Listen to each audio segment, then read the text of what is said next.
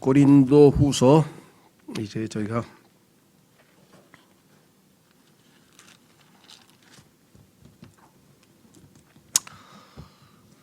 지난번에 고린도 후서라고 하는 책의 특징에 대해서 조금 몇 가지 말씀드렸고, 그 중에서 가장 핵심적인 단어는 위로라고 하는 말씀을 드렸었죠.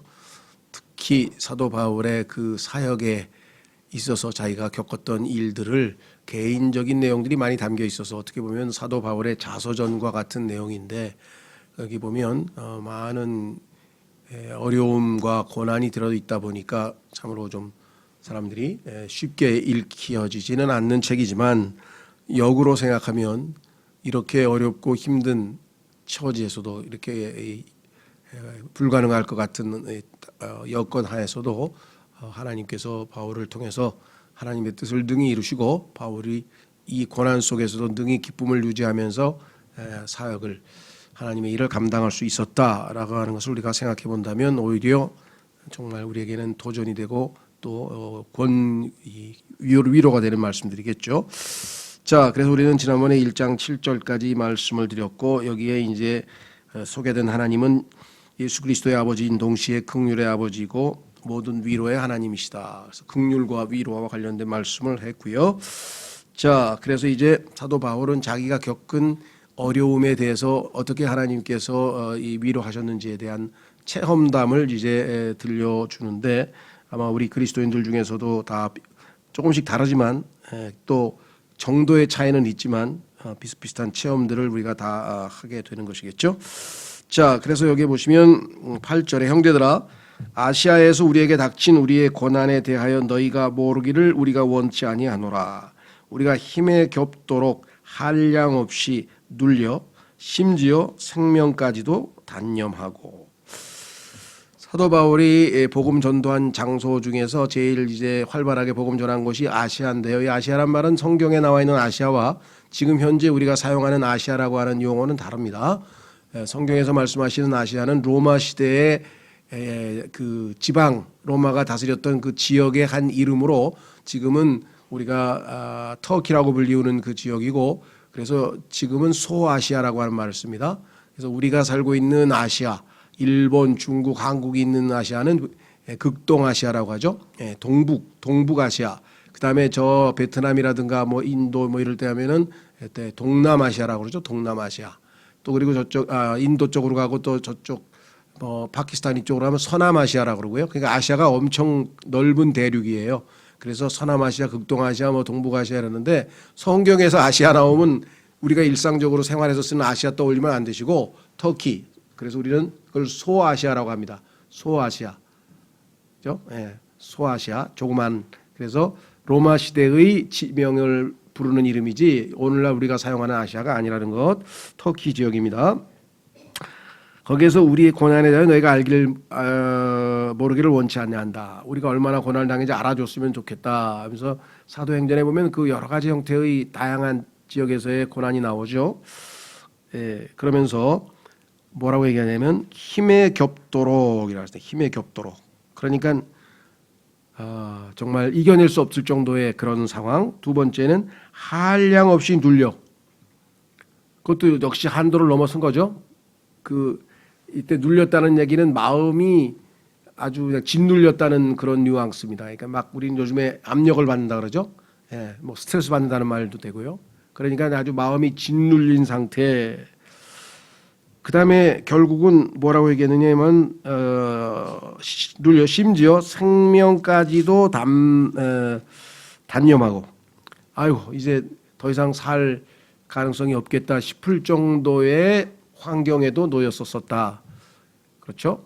복음을 전하면서 여러 번 박해를 받고 여러 번 또 이렇게 강도도 당하고 여러 번, 그래서 이런 내용들이 그 뒷부분에 좀 보완 설명이 되어 있는데요. 한번 더 보겠습니다. 나중에 또 보겠습니다만은 고린도후서 11장에 가면은 자기의 경험을 그렇게 쭉 이야기를 합니다. 겪었던 여러 가지 어려움들에 대해서 이렇게 이야기를 하죠. 23절 자기가 이제 사람들에게 여러 가지 면에서 그 비판을 받으니까 거기에 대해서 자기가 해명하는 내용을 이렇게 변명을 하죠. 23절 그들이 그리스도의 사역자냐 내가 어리석은 자처럼 말하거니와 나는 더욱 그러하도다. 내가 수고를 더욱 넘치도록 하고 매도 지나치게 맞고 감옥에도 더 자주 갇히고 여러 번 여기 나와 있잖아요. 여러 번 죽을 뻔하였으니 하면서 그 뒤에 나와 있는 모든 것도 다 얼마나 어려운 고난을 당했는지 여기 쭉 이야기를 하죠. 뭐라고 얘기를 했습니까? 죽을 뻔하였으니 내가 유대인들로부터 40에서 하나 뺀 매를 5번 맞았으며 율법에 따르면 하나님께서는 그 매를 때릴 때 우리로 치면 옛날에 곤장이죠. 그것을 40대까지 치면 사람이 잘못하면 죽을 수 있기 때문에 39대까지만 허락을 했는데 그렇게 5번을 맞았으니까 곱하기를 하면 몇 번을 맞은 건지 모르죠. 여러 번 맞았고 그 다음에 3번 몽둥이로 맞고 몽둥이로 맞았으니까 얼마나 세게 맞았겠어요. 1번 돌로 맞고 3번 파선을 당하여 배 타고 가다가 파선 1번 당하는 것도 힘든데 3번을 파선을 당해 밤낮과 한낮을 기품 속에 있었으며 그래서 바닷속에 빠져 있었다. 자주 여행하면서 복음 여행이죠. 복음 전하다가 물들의 위험과 뭐 오늘날로 치면 홍수가 났겠죠. 강도들의 위험과 여러분 생각에는 아유 하나님 일을 하는데 하나님이 강도도 안 막아주시면 어떡하나 뭐 이런 생각하시는 분이 있는데 이 땅에서 하나님 일을 한다고 해서 고난을 안 당하고 어려움을 안 당하고 사기 안 당하고 뭐 이런 거 아닙니다. 우리에게는 무슨 일이든지 다 일어날 수 있어요. 지금 우리는 저주하에 놓여 있기 때문에 하나님께서 허락하신 상황이면 무슨 일이든지 다 겪을 수 있습니다. 전쟁도 겪을 수 있죠. 우크라이나에 있는 그리스도인들은 지금 전쟁이라고 하는 어마어마한 고통을 겪고 있습니다. 그뿐 아닙니다. 뭐라고 얘기했습니까? 내 동포도로 인한 위험과 유대인들이 아주 사도 바울을 괴롭혔죠. 이교도들로 인한 위험과 복음 전한다고 이교도들이 또 바울을 괴롭히고 도시에서의 위험과 광야에서의 위험과 바다에서의 위험과 거짓 형제들 가운데서 위협을 당하였고 형제라고 했는데 알고 보니까 가짜 그리스도인들도 있었어요. 또 지치고 아프고 여러 번 밤을 새우고 한두 번도 아니고 굶주리고 목마르고 여러 번 금식하고 얼마나 힘들었으면 금식 기도까지 했겠어요. 추위를 당하고 헐벗었노라.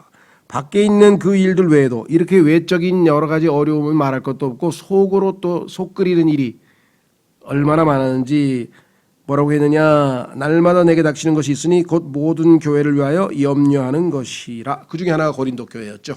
무슨 소리예요? 열심히 복음을 전해서 교회가 세워졌는데 그 교회 안에서 뭐 다툼이 벌어졌다, 뭐 목사가 뭐 어떻게 됐다, 뭐 누가 죄를 짓고 쫓겨났다, 막 안에서 무슨 일이 벌어졌다, 저런 일이 벌어졌다, 하여간 별의별 얘기가 다 들려오니 얼마나 그 힘을 염려, 근심, 걱정 때문에 잠도 못 이루고 그래서 바울의 그 사역이 이러한 고난 속에서 이루어졌다라고 하는 얘기를 했는데요. 자, 다시 돌아오시면 고린도후서 1장 8절에 형제들아 아시아에서 우리에게 닥친 우리의 고난에 대하여 너희가 모르기를 우리가 원치 아니하노라. 이런 상황이 있었다는 것을 너희가 잘 알아두라. 그러면서 힘에 겹도록 한량없이 눌려 심지어 생명까지도 단념하고 9절 우리 속에 죽음의 선고를 받았으니 그래서 이제 살 가망이 없다 이렇게 판정을 받았어요. 왜 이렇게 극한 상황까지 하나님께서는 내버려 두셨을까, 허락하셨을까? 그 이유가 뒤에 적혀 있어요. 그것은 뭐냐? 이것은 우리가 우리 자신을 신뢰하지 아니하고 죽은 자들을 일으키시는 하나님을 신뢰하게 하려 함이라. 죽음에서부터 일으키실 수 있는 분은 하나님이니까 죽음 근처까지 갔다가도 하나님께서 건져내시면 다시 일어날 수 있겠죠. 그렇죠? 그만큼 인간은 조금이라도 에너지가 남아있으면요 악착같이 자기 힘으로 살아보려고 발버둥을 치는 거예요. 포기하고 하나님만 의지해야 할 때까지 하나님께서 그런 상황까지 극한 상황까지 몰고 가죠. 성경에 보면은 하나님 앞에서 아이고 나 이제 더 이상 못 살겠습니다. 그냥 죽여주십시오. 데려가 주십시오. 뭐 이런 사람이 많아요. 대표적인 사람이 다윗 같은 경우도 사울에 의해서 여러 번 죽을 뻔했었죠. 예, 그냥 쫓기고 막 얼마나 힘들었겠습니까? 왕이 계속 수색대를 보내가지고 그냥 계속 쫓아다니면서 뭐 몇 번을 잡힐 뻔하고 막 그런 일들이 있었으니 아마 13년인가 정확한 기억은 몇 년인지 모르지만 상당 기간 동안 그렇게 쫓겨다녔으니까 얼마나 힘들었을까. 그래서 죽여달라고. 욥은 하루아침에 뭐 재산 다 잃고 그 엄청난 숫자의 양물이 가축 다 잃고 아들 7, 딸 3 다 잃고 머리서부터 발끝까지 종기 죽을 병에 걸리고 그 뭐라 그랬겠어요. 안 태어났으는 게 차라리 낫을 뻔했다 그러면서 하나님 앞에 하소연을 욥기 3장 전체가 욥기 3장 전체를 읽으면 욥의 그 마음을 이해할 수 있죠. 아, 얼마나 괴로웠으면 이런 얘기를 절규를 했을까. 예레미야도 마찬가지. 복음 전하다가 그냥 돌팔매질 당하고 막 욕 먹으니까 하나님 앞에 가서 하나님 나를 속였어요. 하나님 말씀을 전하면 내가 잘 될 줄 알았더니 그냥 오히려 이렇게 두들겨 맞고 이게 뭡니까 하면서 내가 다시는 입을 열지 않겠습니다. 막 이렇게까지 할 정도의 예레미야도 그랬고, 엘리야는 뭐 하나님께서 크게 역사하셔서 무려 850명이나 되는 거짓 대언자들을 다 몰살시키고 그냥 늠름한 하나 주의 일꾼으로 이렇게 인정받았는데, 이세벨이라고 하는 그 왕비가 아합의 부인이 협박을 했더니 그냥 완전히 요즘 말로 하면은 우울증에 걸려 디프레션에 돼가지고 그냥 굴 속에 들어가가지고 그냥 엎드려서 막 죽이면 죽이고 난 모르겠다 그러고 결국은 하나님 앞에 자기 죽여달라 그랬죠. 더 이상 난 이제 살고 싶은 마음이 없으니까 데려가달라. 뭐 이런 사람들이 뭐 어디 한두 사람이겠습니까? 요나도 그랬고요. 모세도 그랬고, 모세도 하도 백성들이 말을 안 듣고 자기를 비방하고 막 그러니까 그냥 그 짐이 너무 무거워서 그 짐이 너무 무거워서 죽고 싶다 이런 얘기를 한 적이 한두 번이 아니었죠. 그래서 이 땅에 살면서 우리 그리스도인이 진정으로 하나님을 신뢰하려면 하나님 말씀하신 대로 마지막 바닥까지 가서 더 이상 하나님 이외에는 더 이상 길이 없다, 하나님께 가는 것 이외에는 다른 방법이 없다고 할 때까지 하나님께서 허락하실 수밖에 없습니다. 그러면 하나님께서는 이와 같이 하나님을 마지막 순간에 신뢰하는 자들에게 어떻게 할 것이냐. 성경에 보니까 건지셨고 건지시고 계시고 건지실 것이다. 이렇게 아주 놀라운 간증을 했네요. 자, 9절에 10절에 그분께서 이같이 큰 사망에서 우리를 건지셨고 그 다음에 건지고 계시며 또 여전히 건지시리니 우리는 그분을 신뢰하노라.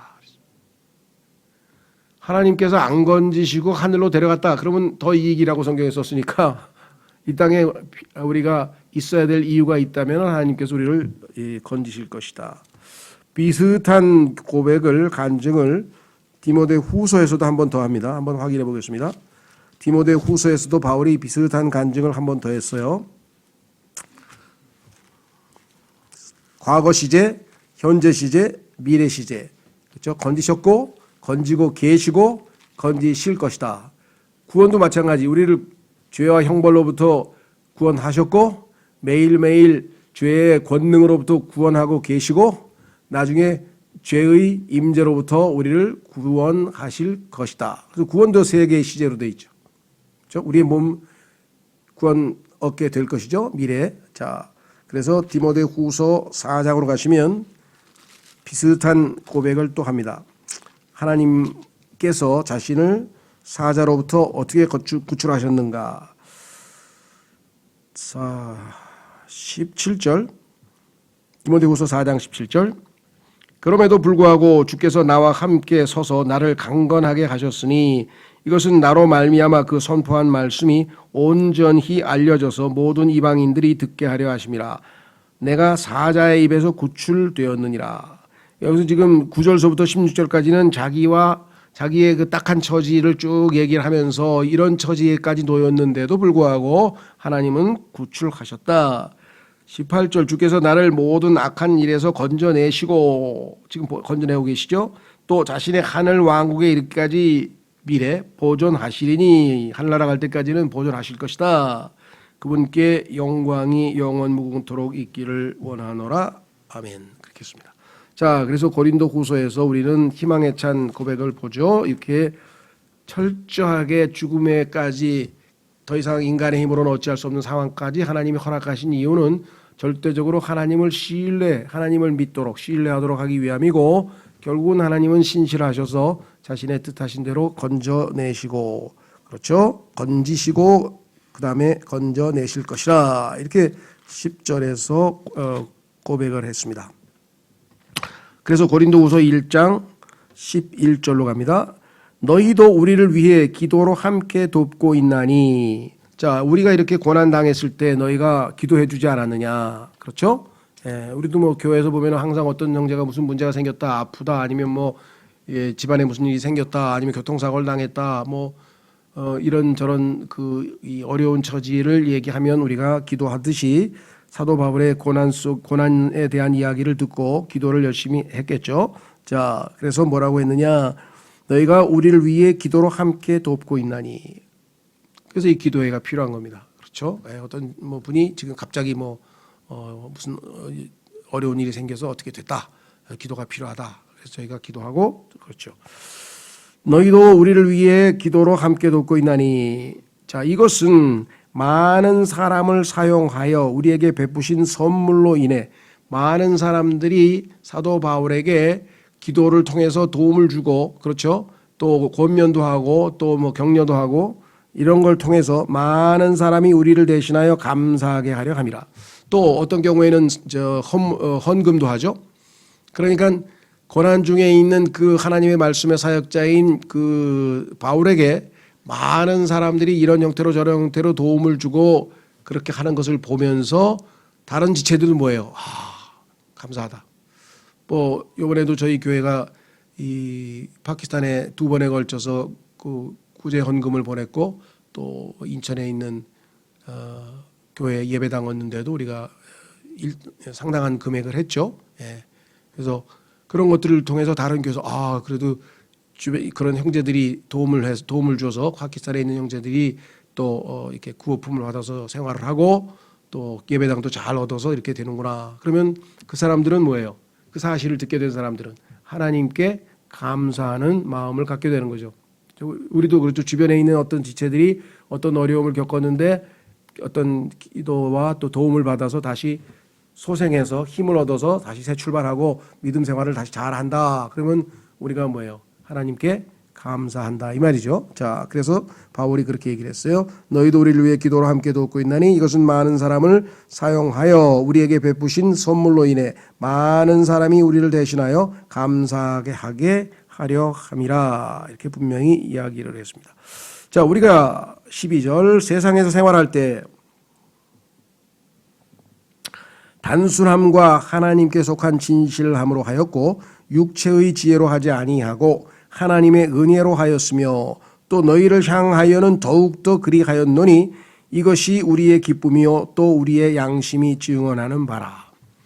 자, 고린도 교회 성도들에게 사도 바울은 양심을 두고 말하는데 난 떳떳하고 너희들이 나와 함께 생활하는 것을 직접 목격하지 않았느냐. 실제적으로 사도행전에 보면은 사도 바울이 이 고린도라고 하는 곳에서 1년 반을 머물면서 이들과 함께 지냈죠. 그러니까 사도 바울은 여기서 내 양심이 증언한다. 내 양심에 꺼리낄 게 없다는 거죠. 어떨 때 어떻습니까? 다른 사람들이 내가 하는 것을 다 봤어. 그러면 떳떳하게 나는 잘못한 게 하나도 없다 이렇게 얘기할 수가 없잖아요. 우리는. 그건 양심에 어긋나는 얘기지. 양심이 우리를 송사하지. 네가 그런 말 할 자격이 있어? 이게 우리는 지금 송사를 받는데 바울의 경우에는 떳떳했다는 거예요. 그만큼 하나님 앞에 순결하게 살았다는 얘기죠. 이런 얘기를 사도 바울이 몇 번에 걸쳐서 합니다. 자기는 양심에 하나도 거리낌이 없다. 그래서 우리 그리스도인에게 있어서는 양심에 조금이라도 거리낌이 있으면 빨리 하나님 앞에 자백하고 용서받고 양심이 깨끗해야 하나님 앞에서 떳떳하게 뭘 하더라도 하지, 이 양심이 더럽혀져 있거나 양심이 자기를 송사하고 있을 때에는 아무것도 못합니다. 마음이 편치 않아서. 그렇죠? 빨리 자백하고 용서를 받는 것이겠어요? 근데 사도 바울은 그렇지 않았다 이렇게 하면서 양심에 대한 얘기를 로마서에서 또 한 번 하고 또 곳곳에서 이야기를 합니다. 자, 그래서 여기 보시면 뭐라고 얘기를 했느냐. 단순함. 자, 여기서 중요한 거는 세상에서 생활할 때 요거 중요합니다. 교회 생활에서는 모범생이야. 그렇죠? 그리고 보니까 신앙생활에 있을 때는 상당히 모든 면에서 모범생인 것 같은데 이 사람이 과연 세상에서 자기가 일하는 직장에서나 아니면 이웃에서나 아니면 학생이면 학교에서나 세상 사람들이 보기에도 정말 여기 나와 있는 것처럼 단순하고 진실된 모습을 보였느냐. 안 그럴 수도 있죠. 그렇죠? 교회에서는 뭐 여러 가지 직분도 맡고 뭐 훌륭하고 막 이렇게 하지만 직장에서도 나이간 자기가 속해 있는 그러한 이 공동체에서 그렇게 정직하다든가 그리스도인답다든가 정말 믿는 사람답다든가 이렇게 인정받지 못하는 경우가 허다하기 때문에 오늘날 많이 그리스도인들이 비판을 받는 것이겠죠. 그러니까 우리 각자에게 정말 참 책임이 있습니다. 빛과 소금으로서 역할을 해야 되는데 오히려 때로는 우리가 손가락질 당하는 경우도 있겠죠. 자, 그래서 바울은 떳떳하게 얘기했어요. 단순함. 여기서 단순함이라고 하는 것은 성경에서는 두 가지로 사용됩니다. 단순함이라고 하는 것은 순수함, 순전함. 그렇죠? 애들이 아주 단순하죠? 순수하죠? 막 머리를 굴리고 막 그렇게 안 하죠. 그런데 순수해서 어린아이와 같은 마음이 아니면 하나님의 왕국에 들어갈 수 없다고 주님이 말씀하셨던 것처럼 그렇게 순수하게 하나님의 말씀을 받고 믿는 것, 이것 어린이다운 거예요. 좋은 건데 고린도전서나 또 기타 여러 성경에 보면 어린아이와 같이 굴지 말라, 애처럼 굴지 말라 이렇게 쓰일 때가 있어요. 이럴 때 어린아이는 단순함이라고 하는 것은 뭐예요? 단순하기는 그거 보이스피싱에 당하고 앉았어? 그 단순해서 그렇죠. 그 조금만 더 생각해보고 지혜롭게 행동했으면 딱 알아서 처리했을 텐데 단순한 사람들이 잘 속죠. 그럴 때는 뭐냐면 어리석다는 뜻이에요. 그래서 여기서 지금 뭐라고 했냐면 여기서의 단순함은 좋은 뜻이에요. 하나님 앞에서 머리를 굴리고 막 이렇게 생각해보고 저렇게 생각 안 하고 하나님 말씀에 아멘 하고 단순하게 순수하게 반응했다. 나는 항상 하나님 말씀에 단순하게 순수하게 그런 뜻이고요. 그 다음에 하나님께 속한 진실함으로 했다. 그렇죠. 누가 봐도 거짓이 없었어요. 진실된. 요즘 뭐 진정성 뭐 여러 가지 표현하는데요. 그 다음에 육체의 지혜로 가지 아니하고 머리를 써서 어떻게 하면 될까 이렇게 해볼까 저렇게 해볼까 막 이런 방식으로 한 게 아니라 항상 기도하고 하나님의 말씀에 따라 은혜로 여기 나와 있네요. 육체의 지혜가 아니라 위로부터 하나님이 주시는 은혜 지혜로 하였으며 또 너희를 향하여는 더욱더 그리하였노라. 더욱더 다른 누구보다도 너희와 함께 있을 때 1년 반 동안 있을 때 내가 더욱더 그렇게 본을 보였다. 이건 개인 간증이죠. 그렇죠.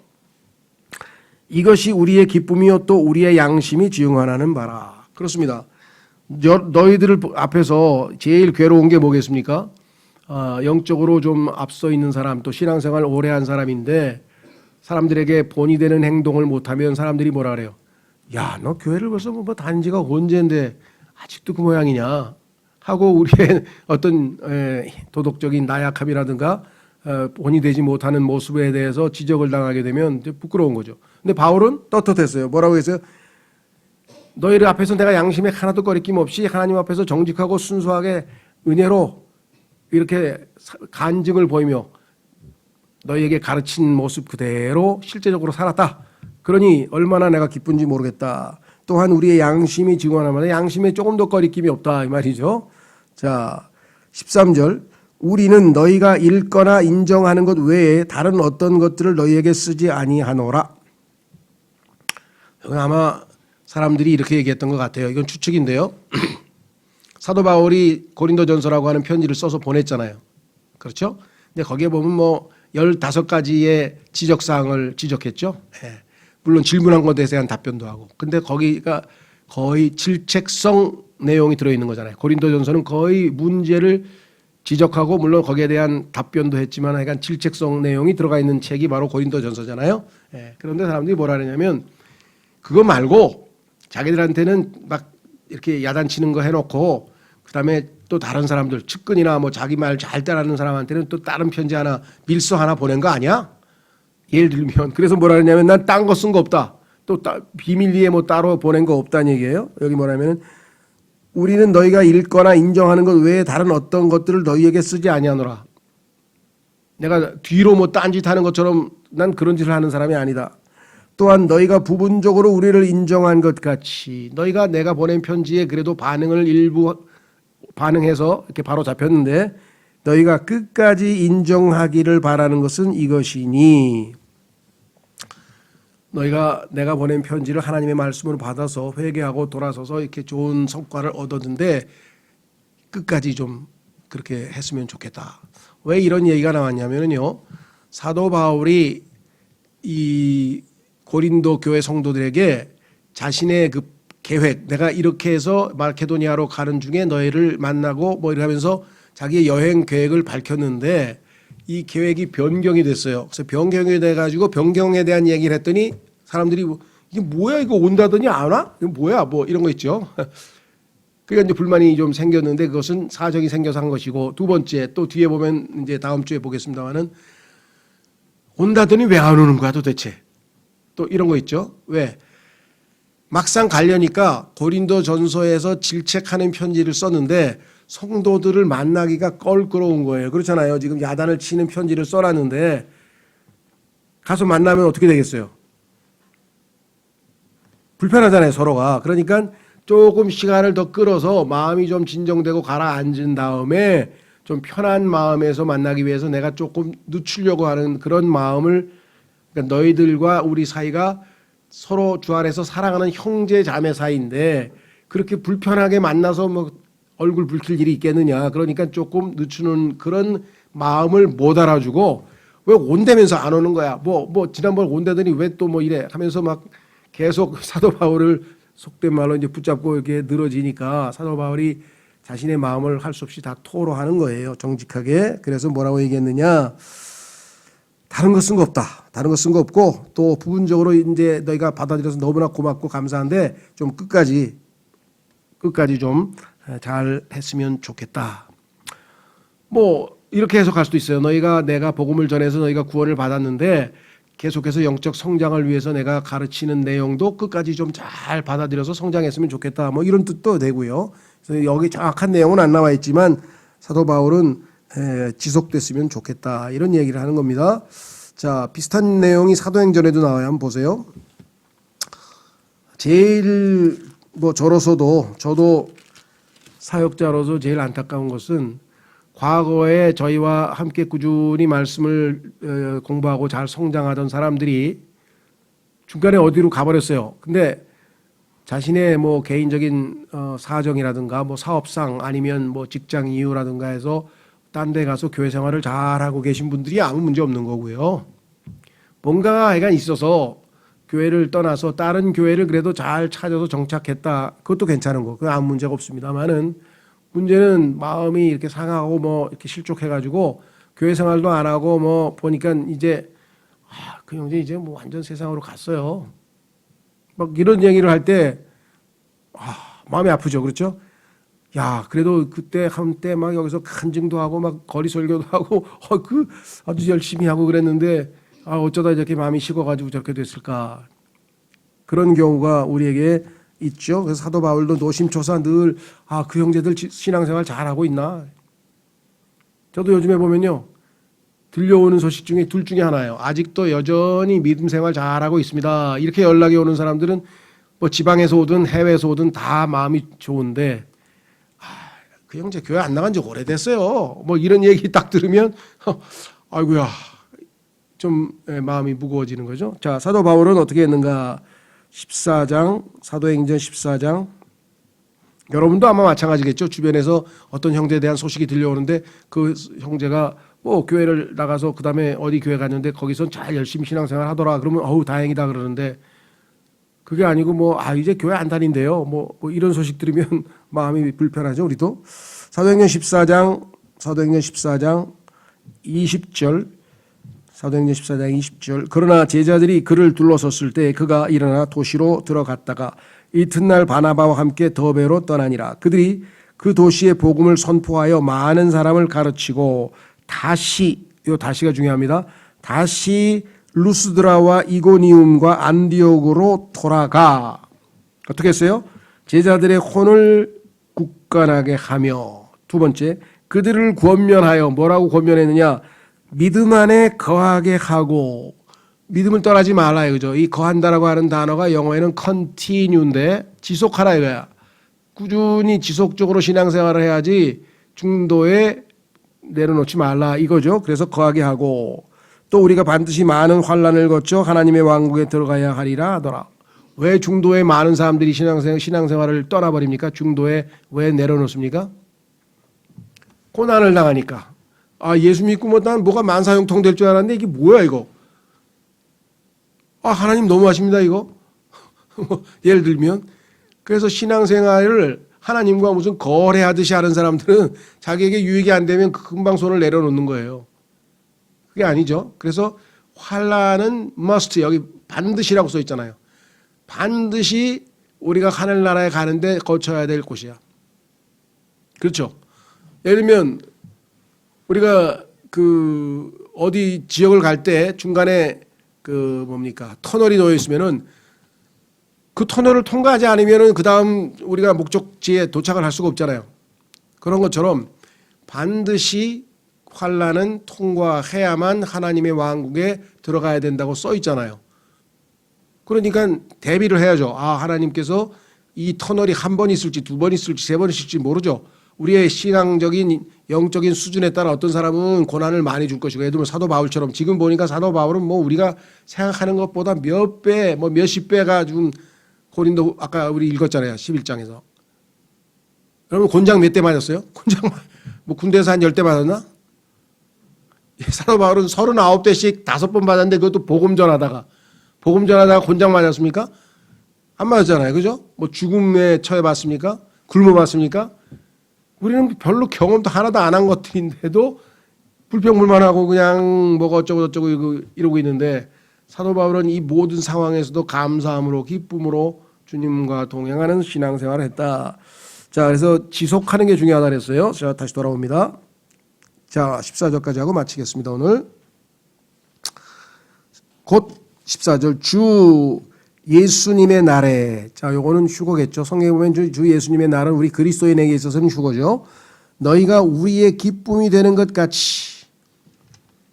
아, 성경에 보니까 데살로니가 전서에도 나오죠. 기쁨의 왕관, 환희의 왕관이 있어요. 그 뭐냐?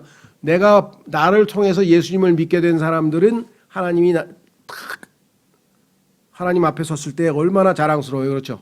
아, 저 사람이 나에게 복음을 듣고 구원을 받았다. 내가 준 전도지를 읽고 구원을 받았다. 뭐가 됐든지 간에 영관이 될 때 그 사람들은 우리에게 왕관이 되고 기쁨이 된다 했어요. 기쁨의 왕관, 여기서는 기쁨이 되는 것 같이 우리도 너희의 기쁨이 되는 것이라. 그 사람들도 뭐예요? 아, 저 형제들을 통해서 내가 복음을 받았고, 그래서 저 형제들과의 교제를 통해서 내가 영적으로 성장했고, 그래서 서로가 서로에게 기쁨이 되는 그날을 우리는 맞이하게 될 것 아니냐. 그게 우리 휴거 때죠. 이 땅에서 우리가 주 안에서도 형제자매로서 교제하면서 서로 걱정하고 기도도 하고 함께 하지만 그날 가면 얼마나 기쁘겠어요, 서로가. 그래서 그와 같은 좋은 관계 아니냐 하면서 지금 이야기를 했습니다. 자, 그래서 이제 15절서부터는 자기가 이제 왜 그 계획이 바뀌게 됐는지, 그것이 너희들을 뭐 예를 들면은 한 입 갖고 두 말 한 게 아니다. 나는 간다 그랬다가 안 갔다든가 뭐 온다 그랬다가 안 왔다든가 너희는 그렇게 생각하는 모양인데 그것은 아니고 하면서 그 계획에 대해서 설명을 하고 있는 내용이 여기 나와 있습니다. 그래서 보시면 거기에 15절서부터 다음 시간에 우리가 그 설명이라 그러죠. 자기의 문제, 계획을 설명해 주는 거예요. 앞으로 내가 이런 계획을 가지고 있다. 그리고 이런 이유 때문에 계획이 바뀌었다라고 하는 내용을 설명하고 있는 것 다음 시간에 한번 보기로 하고요. 오늘은 우리가 오늘 주신 말씀을 통해서 정말 극한 상황에서도 하나님께서는 그 모든 것을 다 주관하고 계시기 때문에 궁극적으로는 하나님을 신뢰할 수 있는 기회를 주신 것이고, 그를 통해서 하나님에 대해서 더욱더 깊이 알아가는 거죠. 자, 한 번, 두 번, 세 번의 이렇게 경험이 누적될수록 우리는 이제 소망이 생기는 거죠. 성경에 보니까 그렇죠. 환난은 인내는 경험을. 그 로마서에서 우리의 신앙생활의 성장이 뭐예요? 환난도 우리는 기뻐한다. 환난 중에 기뻐한다. 왜? 그 환난이 나에게 인내를 가르쳐주고, 인내로 인해서 내가 경험을 쌓고, 경험을 쌓다 보니까 뭐야? 이번에도 비록 굉장히 어렵지만 주님으로 인해서 다시 나를 구출하실 것을 소망을 갖게 되기 때문에 이런 과정을 거쳐서 점점 영적으로 성장해 가는 것이겠죠. 자, 주님께서 우리를 온전히 구출하고 계시고 또 구출하실 것이라는 그러한 분이시다. 그래서 이분께 우리의 모든 것을 의지하고 의탁하는 믿음 생활, 주님을 신뢰하는 생활을 살게 해 주십시오. 다 같이 기도하겠습니다.